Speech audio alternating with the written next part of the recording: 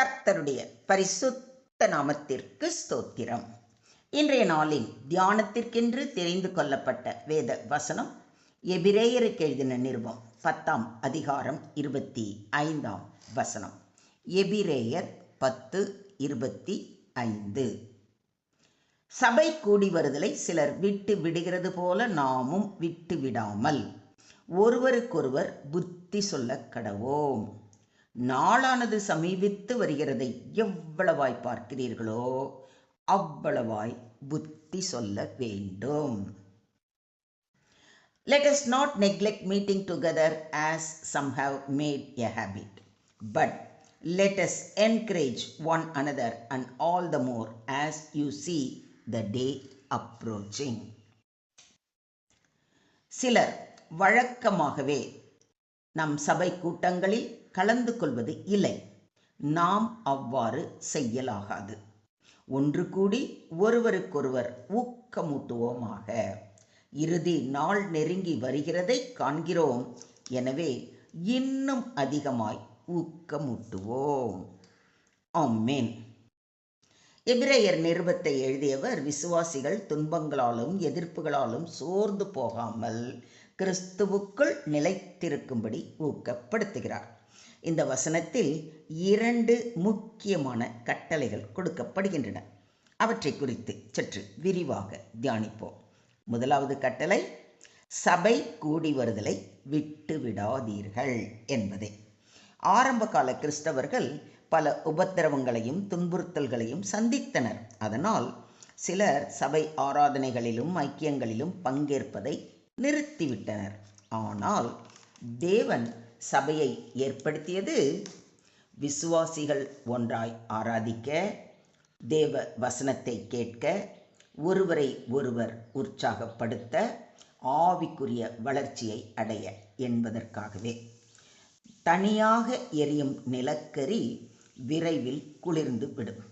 ஆனால் மற்ற நிலக்கரிகளோடு சேர்ந்திருந்தால் தொடர்ந்து எரியும். அதே போல விசுவாசியும் சபை ஐக்கியத்தில் இருந்தால் ஆவிக்குரிய உற்சாகத்தை பெறுவான்.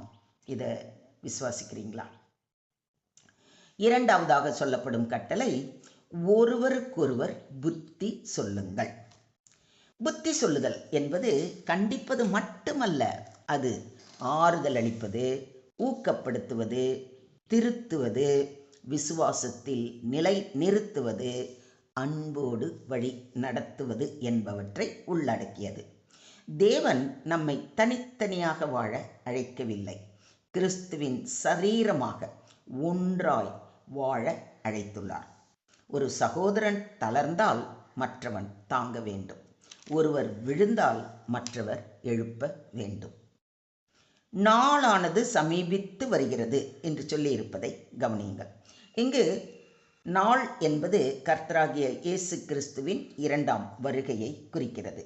கர்த்தருடைய வருகை நெருங்கி வருவதால் விசுவாசத்தில் விழிப்பாயிருக்க வேண்டும், பரிசுத்தமாக வாழ வேண்டும், சபை ஐக்கியத்தில் நிலைத்திருக்க வேண்டும், அதிகமாக ஒருவருக்கொருவர் ஊக்கமளிக்க வேண்டும் என்று இன்றைய தியான வசனம் நமக்கு அறிவுறுத்துகிறது. 2 பேராவது 3 பேராவது என் நாமத்தினாலே எங்கே கூடியிருக்கிறார்களோ அங்கே அவர்கள் நடுவிலே இருக்கிறேன் என்று நம்முடைய ஆண்டவராகிய இயேசு கிறிஸ்து வாக்களித்திருப்பதை மத்தேயு 18:20 வாசிக்கிறோம். நாம் சபையில் ஒன்று கூடி இயேசுவின் நாமத்தினாலே ஆராதிக்கும் பொழுது கிறிஸ்துவின் விசேஷமான பிரசன்னம் வெளிப்படுகிறது. அவர் நம் நடுவில் இருந்து நாம் ஏறெடுக்கும் அனைத்து விண்ணப்பங்களுக்கும் ஆம் என்றும் ஆமேன் என்றும் பதில் கொடுக்கிறார். கர்த்தருடைய ஆலயத்திற்கு போவோம் வாருங்கள் என்று எனக்கு அவர்கள் சொன்னபோது மகிழ்ச்சியாய் இருந்தேன் என்று சங்கீதக்காரன் கூறுவதை சங்கீதம் 122:1 வாசிக்கிறோம். தேவனுடைய சந்நிதிக்குள் வருவது ஒவ்வொரு விசுவாசிக்கும் மகிழ்ச்சியை கொடுக்கிறது. அந்த மகிழ்ச்சியை நாம் அடைய வாரந்தோறும் ஆலயத்திற்கு சென்று அனைவரோடும் கூடி ஒருமனப்பட்டு தேவனை ஆராதித்து வழிபட வேண்டும். அவர்கள் அப்போஸ்தலருடைய உபதேசத்திலும் அந்யோன்யத்திலும் அப்பம் பிட்குதலிலும் ஜெபம் பண்ணுதலிலும் உறுதியாய் தரித்திருந்தார்கள் என்று அப்போஸ்தலர் 2:42 வாசிக்கிறோம். ஆதி கிறிஸ்தவர்கள் போல நாமும் சபை ஒழுங்கை நிலைநாட்டி தேவனை ஆராதிப்பதிலும் ஜெபம் பண்ணுவதிலும் உறுதியாய் தரித்திருக்க வேண்டும். ஆரம்ப சபையின் பலன் அவர்களின் தொடர்ச்சியான ஐக்கியமாக இருந்தது. அந்த ஐக்கியம் இன்று நம் வாழ்விலும் பலப்பட வேண்டும். ஆகையால் நீங்கள் செய்து வருகிறபடியே ஒருவரை ஒருவர் தேற்றி ஒருவருக்கொருவர் பக்தி விருத்தி உண்டாகும்படி செய்யுங்கள் என்று பவுலடிகளார் அறிவுறுத்துவதை 1 தெசலோனிக்கேயர் 5:11 வாசிக்கிறோம். கிறிஸ்தவ வாழ்க்கை மற்றவர்களை ஊக்குவிக்கும் வாழ்க்கையாக இருக்க வேண்டும்.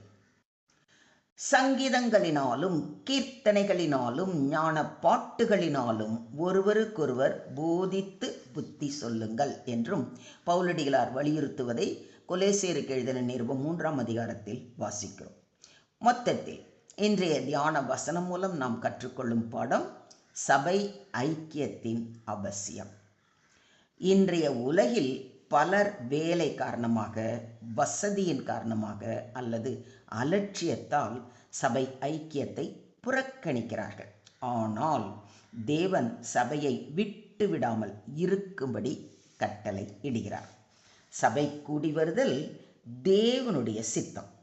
சபை மனித அமைப்பு அல்ல, கிறிஸ்துவின் சரீரம். தேவன் ஏற்படுத்திய ஐக்கியம். சபை விசுவாசியை பலப்படுத்துகிறது. சபையில் ஒருவருக்கொருவர் புத்தி சொல்ல வேண்டும். ஊக்குவித்தல், திருத்துதல், அன்பு காட்டுதல் அவசியம். கர்த்தரின் வருகை சமீபம் என்பதால் விழிப்புடன் வாழ வேண்டும். பரிசுத்தமாக வாழ வேண்டும். சபை ஐக்கியத்தில் நிலைத்திருக்க வேண்டும். சுருக்கமாக சொல்வதானால், சபை என்பது ஒரு கட்டிடம் அல்ல. சபை என்பது கிறிஸ்துவின் ஜனங்கள். ஆகையால் சபை கூடி வருதலை விட்டு விடாதிருப்போம். ஒருவருக்கொருவர் ஊக்கமளிப்போம். கர்த்தரின் வருகைக்காக ஆயத்தமாக இருப்போம். என்ன, ஆண்டவருக்கு அவருடைய வருகைக்காக ஆயத்தமாக இருக்கிற இந்த வேளையிலே நாம் ஒருவரை ஒருவர் உற்சாகப்படுத்தி, ஒருவர் பாரத்தை ஒருவர் சுமந்து, ஒருவருக்காக ஒருவர் ஜெபித்து சபையிலே கூடி ஆராதனை செய்து மகிழ்வோமா? Today's verse teaches believers not to neglect gathering together as a church. Christian fellowship strengthens faith, provides encouragement, correction, and spiritual growth. As the return of Jesus Christ draws near, believers should meet regularly, support one another, and remain faithful. The church is not merely a building, but the body of Christ, where God's people worship, grow, and prepare for His coming. So, do not forsake Christian fellowship. Encourage one another and stay faithful as we wait the Lord's return.